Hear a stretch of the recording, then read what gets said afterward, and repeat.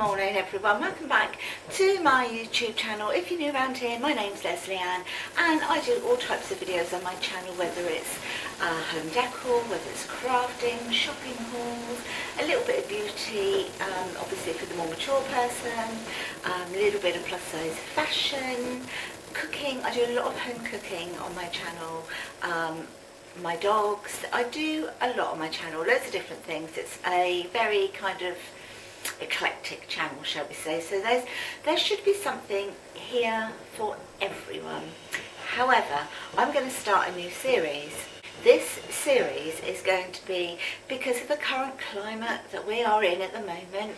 You know, we're all trying to be very frugal, and food, you just don't know when it's going to be of an even shorter supply. So bearing all of that in mind, I thought I would do a new cooking series, and this one's going to be based around the recipes that I was brought up on, not so much by my mother but by my grandmother. Now I'm nearly 63, so that gives you sort of like an indication of how many years ago we're talking about, and I'm also going to include a lot of the World War rationing recipes. However, a little disclaimer, they're not going to be exactly the same because obviously these days we have a lot of different foods. We have a lot more accessible foods if you can get them. Okay, so I will be tweaking them a bit. But I'm going to start off today by making a creamy jelly. Now my nan used to make this, and it consists of, it's not healthy, don't think it's healthy because it isn't. A lot of things were and a lot of things weren't. So a lot of the things that we ate back then were to fill us up. What I'm doing today is, as I say, a creamy jelly which consists of evaporated milk. So you've got a can of evaporated milk. I actually had a half of one in my fridge from another recipe that I did. So I've actually used 1.5 cans of just the cheapest evaporated milk that I think it was from Sainsbury's, and it was just their basic range. I actually did buy the lighter version, but it's still not healthy, okay? And the jelly I already had, but I'm going to be using this jelly because this is the only, not this mate, this is Hartley's, but it's the sugar-free jelly. Sorry about any noise outside, it's my husband, he's doing stuff in the garden. But a sugar-free jelly is the way that I go these days. Back in the day it would have been the blocks of jelly, the little squares, where you used to break them up and pop them into water, let them melt that way. I always used to sneak a couple and eat them, and my nan used to say it's good for your hair and your nails. I think probably because it's got gelatin in it. Would that be why? I really don't know, but I believed it anyway and I loved it, so I used to do that. But as I say, nowadays I use the sugar-free. So there, do you know what I mean by my tweaks? I'm going to use both of these because I've got 1.5 cans of evaporated milk. I'm using both. So I'll show you how I'm going to make it, right? Ready? Okay guys, you're at a bit of a funny angle, but it's, let me get you a little bit closer. Let me see if that's any better. Not really. Hold on.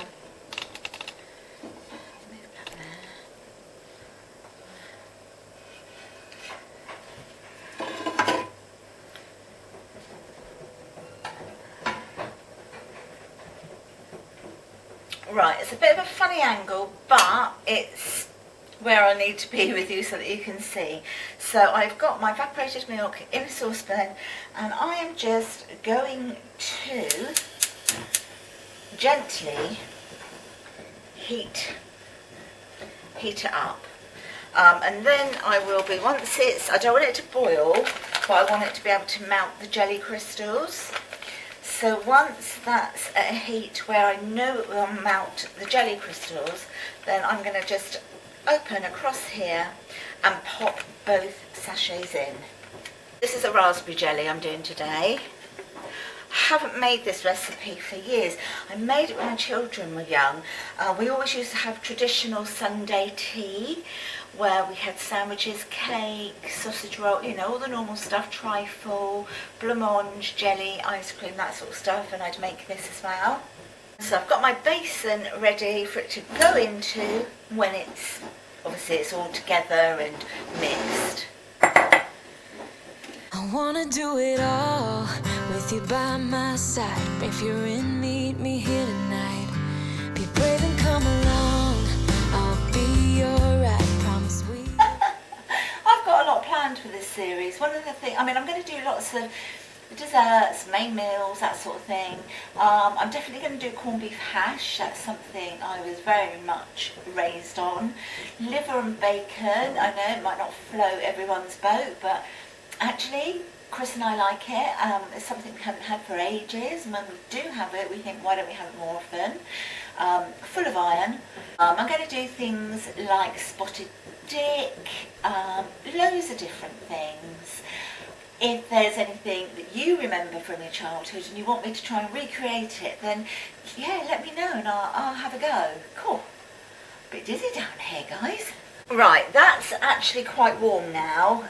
It's not boiling or anything, but because it's milk, it heats up a lot quicker. So in goes my jelly crystals, and I'm turning my heat right down now.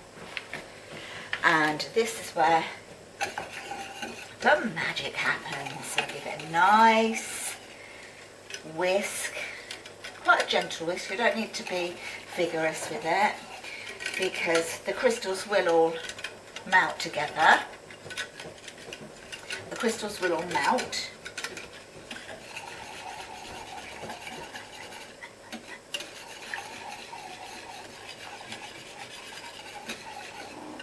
I can't remember if I've ever made this for Chris before, and I don't know if he had it as a child either. I don't know if his mum or his nan made it for him.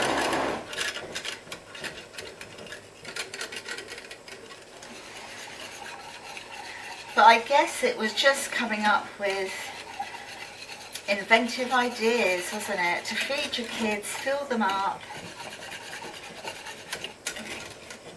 I mean, we were fortunate in that we lived in suburbia and we had a big back garden, we had chickens, we had an orchard, we had crops, you know. My granddad used to grow his own veg and salad and stuff like that.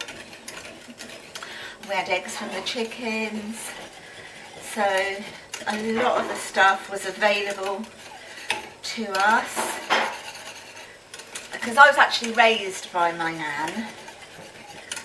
I wasn't brought up by my parents. But I tell you one thing for sure, I never, or any of us, ever went hungry, ever.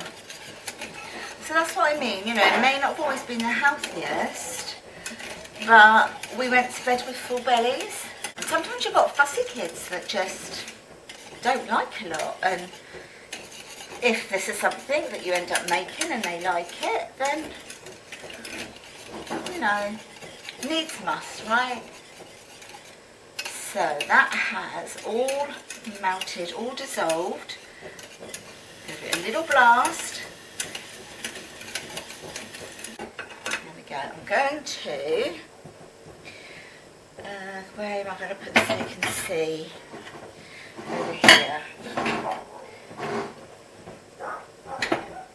Smells delicious. Right, okay. You should, let me move you that way a bit. Okay, so that's what it looks like in the saucepan. How beautiful is that, right? Beautiful raspberry colour. That's the consistency, and in it goes. So, just going to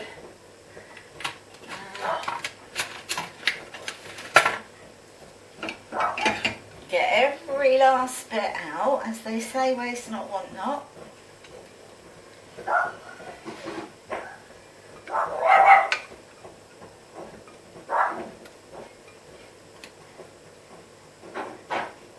go. That's all out of the saucepan. Move that out of the way.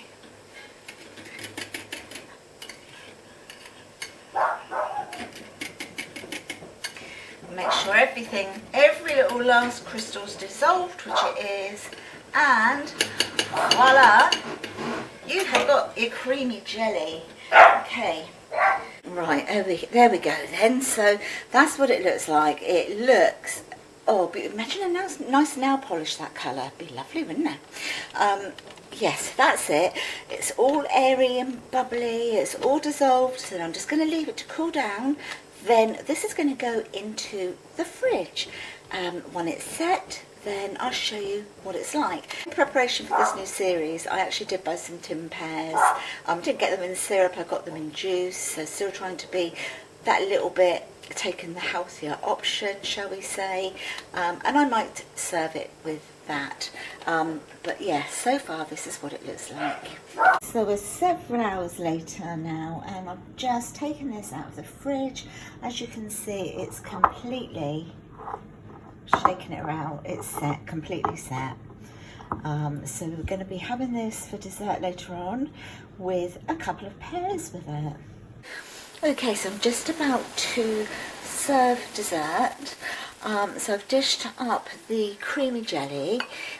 To be honest, the texture is very much like a panna cotta. If you like that texture, you will definitely like this. The raspberry tastes lovely. It's although it's a sweet dessert and a very filling dessert, it's got a really sort of fresh taste to it, and I'm serving it with, this is something my nan used to do. So we've got pear halves here, which I've put dark muscovado sugar on the top, popped it under the grill to melt, and I'm going to serve, well, I'm just going to have one pear and Chris can have whatever he wants. So I'm just going to dish that up now. Stars in the open wild, catch a glimpse of Panama. We don't need a map, I'll let you know when we've arrived, yeah. We can travel the world, so just say yes. Choose to do whatever comes next. This or that, getting drunk on whiskey. And here we have it. So I've decided to have the two pears rather than pop them in the fridge and save them for tomorrow. So there's mine and there's Chris's, and this is a dessert that my nan used to serve us when we were kids. It's something I've given my children as well when they were much younger. Of course, back then my nan would have just served a couple of spoonfuls of the creamy jelly and we'd have had one pear each. So that's it then. This is the end of this particular video. I hope you have enjoyed it and found it interesting. Look out for the next one, which is going to be coming next week. Haven't decided exactly what it's going to be, but I've got a pretty good idea. It's going to be a savoury dish anyway next week. If you have enjoyed this video, please give me a big thumbs up. If you haven't subscribed, I'd love you to. And if you want to see more of my videos, don't forget to press the notification bell, and I'll talk to you all in the next one. Bye then, my lovelies. Bye.